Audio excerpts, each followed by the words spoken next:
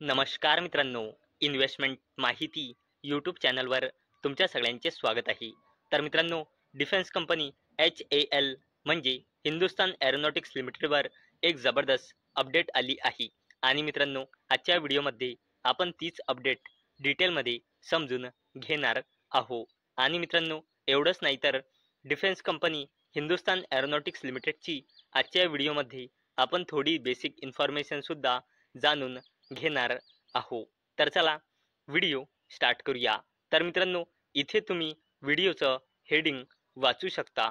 HAL share in focus today after receiving third GE-404 engine for LCA Mark 1A fighter jet from the US. तर चला video start करूया.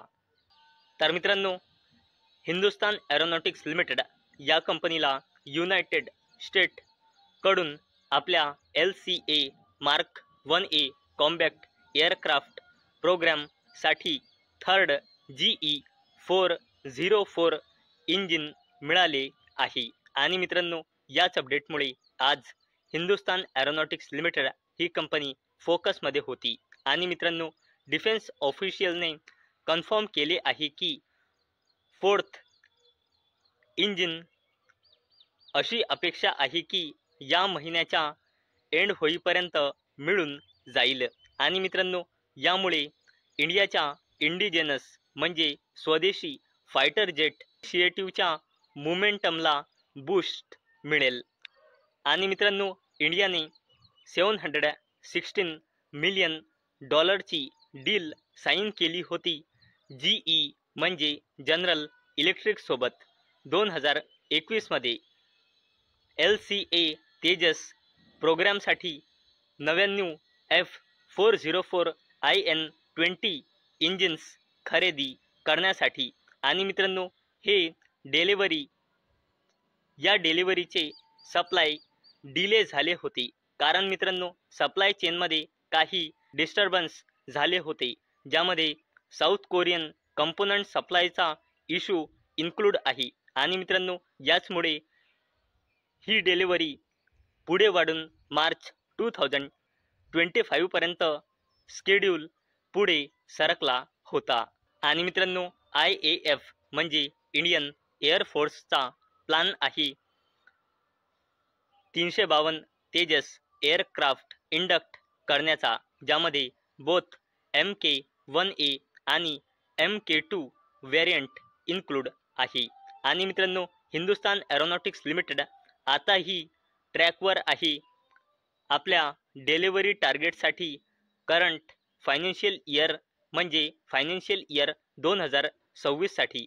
आणि मित्रांनो, Hindustan aeronautics लिमिटेडला अपेक्षा आहे की इंजिन सप्लाय स्टॅबिलाइज होऊन जाईल नेक्स्ट फायनान्शियल इयर मध्ये. तसेच मित्रांनो, या कंपनीचा अंदाजा आहे की पब्लिक आणि प्रायव्हेट इंडस्ट्री पार्टनर्सकडून सपोर्ट मिळाल्यानंतर या कंपनीचा फुल स्केल प्रोडक्शन 2027 पर्यंत पोहोचून जाईल 30 एअरक्राफ्ट पर इयर, असा या कंपनीचा अंदाजा आहे. आणि मित्रांनो, यामुळे हिंदुस्तान एरोनॉटिक्स लिमिटेडचा इंडियाच्या डिफेन्स सेक्टरमध्ये मॅन्युफॅक्चरिंग कॅपेबिलिटीज आणि स्ट्रॅटेजिक इम्पॉर्टन्स मजबूत होऊन जाईल. तर चला मित्रांनो, आता आपण हिंदुस्तान एरोनॉटिक्स लिमिटेडची थोडी बेसिक इन्फॉर्मेशन जाणून घेऊया. आणि मित्रांनो, फायनान्शियल इयर 2025 नुसार हिंदुस्तान एरोनॉटिक्स लिमिटेडचा ऑर्डर बुक आहे 1,89,300 कोटी रुपयांचा. चला मित्रांनो, आता आपण हिंदुस्तान एरोनॉटिक्स लिमिटेडचा पूर्ण शेअर होल्डिंग पॅटर्न बघूया. तर मित्रांनो, हिंदुस्तान एरोनॉटिक्स लिमिटेड या कंपनीमध्ये जून 2025 नुसार प्रमोटर्सची होल्डिंग आहे 71.64%, FISची होल्डिंग आहे 11.90%, DISची होल्डिंग आहे 8.67%, आणि या कंपनीमध्ये पब्लिकची होल्डिंग आहे 7.72%. चला मित्रांनो, आता आपण हिंदुस्तान एरोनॉटिक्स लिमिटेड या कंपनीचा फायनान्शियल इयर 2026चे क्वार्टर 1चा कन्सॉलिडेटेड नंबर बघूया. आणि मित्रांनो, याचे नंबर इयर ऑन इयर बेसिसवरच कम्पेअर करावे लागतात.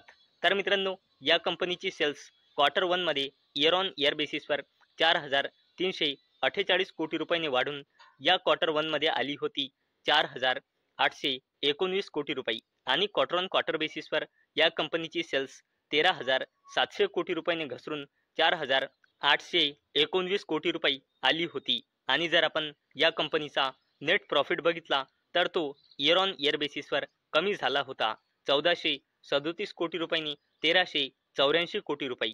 आणि क्वार्टर ऑन क्वार्टर बेसिसवर देखील कंपनीचा नेट प्रॉफिट कमी झाला होता 3,977 कोटी रुपयांनी 1,384 कोटी रुपये. आणि मित्रांनो, जर आपण या कंपनीचा पूर्ण फायनान्शियल इयरचा परफॉर्मन्स बघितला तर या कंपनीची सेल्स फायनान्शियल इयर 2023 मध्ये होती 26,927 कोटी रुपये. या कंपनीची सेल्स फायनान्शियल इयर 2024 मध्ये होती 30,381 कोटी रुपये. आणि या कंपनीची सेल्स फायनान्शियल इयर 2025 मध्ये होती 30,981 कोटी रुपये. आणि जर आपण नेट प्रॉफिट बघितला तर या कंपनीचा नेट प्रॉफिट फायनान्शियल इयर 2023 मध्ये होती 5,828 कोटी रुपये.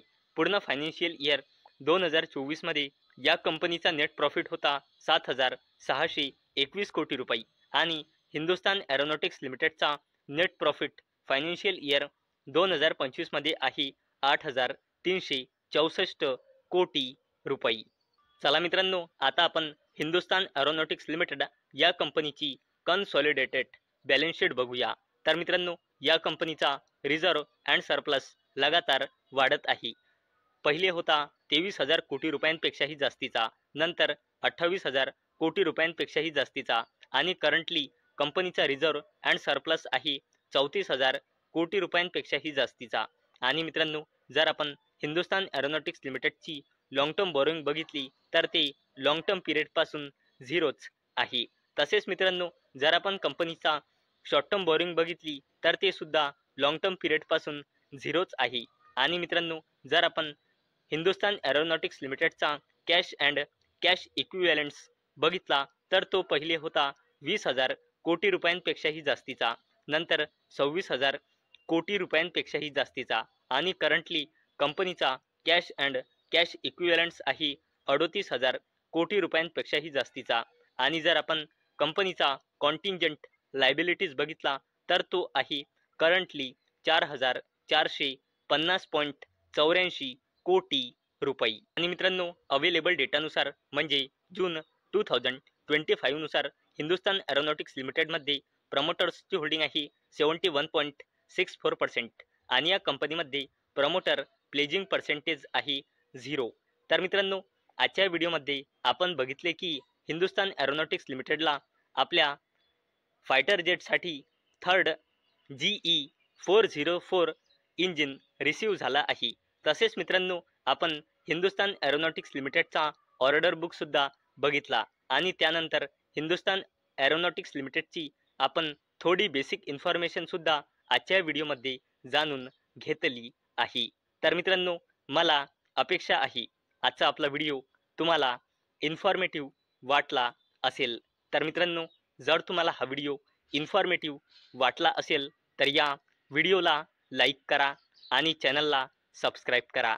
आणि मित्रांनो, हा व्हिडिओ फक्त आणि फक्त एज्युकेशन पर्पजसाठी बनवलेला आहे. माझ्याकडून काहीही रेकमेंडेशन नाही की तुम्ही या स्टॉकला बाय करा, सेल करा किंवा होल्ड करा. तर चला भेटूया नेक्स्ट व्हिडिओमध्ये. तोपर्यंत टाटा, बाय बाय.